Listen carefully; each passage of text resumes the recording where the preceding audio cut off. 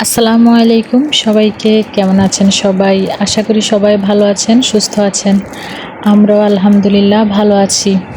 আজকে ভিডিওটা একেবারেই ছোট্ট একটা ব্লগ আপনাদের সাথে শেয়ার করেছি। আশা করি সবাই পুরোটা সময় জুড়ে আমার সাথেই থাকবেন। এখানে হচ্ছে সকালবেলা নাস্তা করেছি, পাউরুটি দিয়ে ব্রেড টোস্ট করেছিলাম। তো সেটাই আপনাদের সাথে একটু শেয়ার করলাম। আর এর আগের ভিডিওতে যে আমি দেখিয়েছিলাম আমার বড় যা হচ্ছে অনেকগুলো আম পেড়েছে, তো সেগুলাই আর কি কেটে একটু হলুদ লবণ মেখে তারপর হচ্ছে একটু রোদে দিয়েছে।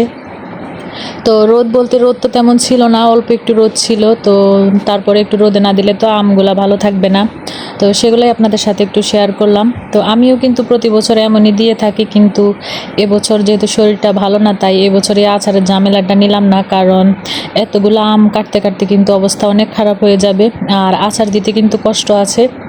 দেখা গেছে যে প্রতিদিনই জাল দিতে হয় বা এগুলোর পিছনে অনেক শ্রম দিতে হয় আর কি।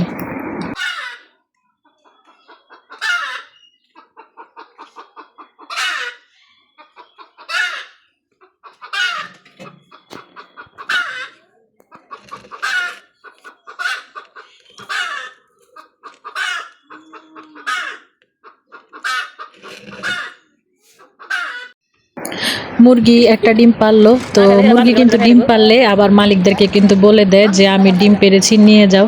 তো ছোটবেলায় এমনই বলতাম। তো ডিম পাড়ার পর যেহেতু মুরগি এরকম কক কক করে ডাকে, তো আমরা বুঝি যে মুরগি আর কি ডিম পেড়েছে। আর এদিক দিয়ে দেখেন, এখানে হচ্ছে এগুলো আমের জুস বানিয়েছিলাম আর পিঠা বানিয়েছিলাম। তো ভিডিওটা অনেক আগের করা ছিল।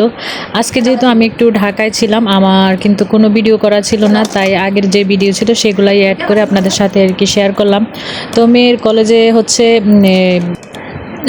পয়লা বৈশাখ উপলক্ষে আর কি সব স্টুডেন্টরা আর কি আলাদা আলাদা স্টল দিয়েছিল। তো আমার মেয়ে হচ্ছে আমের জুস, তারপরে লাচ্ছি আর হচ্ছে এই পিঠাগুলো বিক্রি করেছিল। তো ভালো টাকায় কিন্তু লাভ হয়েছিল। যদি পিঠাগুলো আরও বেশি দিতে পারতাম তাহলে কিন্তু আরও বেশি লাভ হতো। কারণ আমের জুস আর হচ্ছে লাচ্ছির থেকে এই পিঠাগুলাই কিন্তু বেশি বিক্রি হয়েছে। আর এক একটা পিঠা আর কি 10 টাকা করে বিক্রি করেছিল। তো অনেক ব্যস্ততার কারণে আসলে এই ভিডিওগুলো শেয়ার করা হয়নি, তাই অনেক দিন পরে আজকে আর কি ভিডিওগুলো আপনাদের সাথে শেয়ার করলাম। যাই হোক, এদিক দিয়ে যেহেতু অনেক গরম পড়েছে, আর এই গরমে আমের জুস, তারপর তারপর লাচ্ছি, আইসক্রিম, এগুলা কিন্তু কম বেশি সবাই কিন্তু গরমের দিনে খেয়ে থাকে। তো যাই হোক, ওইটাও কিন্তু ওই দিনেরই ভিডিও ছিল, তো আপনাদের সাথে আর কি একটু শেয়ার করলাম। কে যে যেখান থেকে আমার ভিডিওটা দেখছেন, যদি আমার ভিডিওর কোনো অংশ আপনাদের কাছে ভালো লেগে থাকে প্লিজ একটা লাইক দিয়ে দিবেন। আর আমার চ্যানেলে কেউ আজকে যদি নতুন হয়ে থাকেন, সাবস্ক্রাইব করে আমার পাশেই থেকে যেতে পারেন। এগুলা হচ্ছে সজনে ডাঁটা।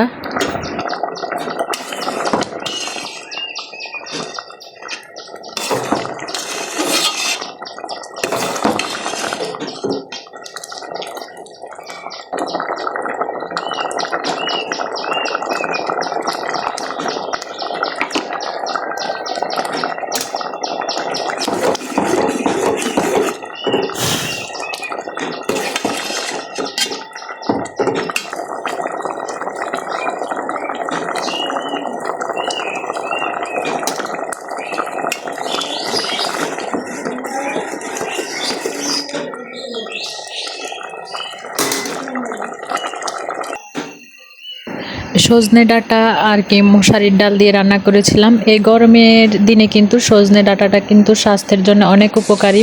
তো অনেক আপুদেরকেই তো দেখি যে সজনে দিয়ে অনেক অনেক সুন্দর সুন্দর রেসিপি শেয়ার করে। তো আমি কিন্তু কখনো আর কি সজনে ডাঁটাটা খাইনি, তো প্রথমবার আর কি ট্রাই করেছিলাম।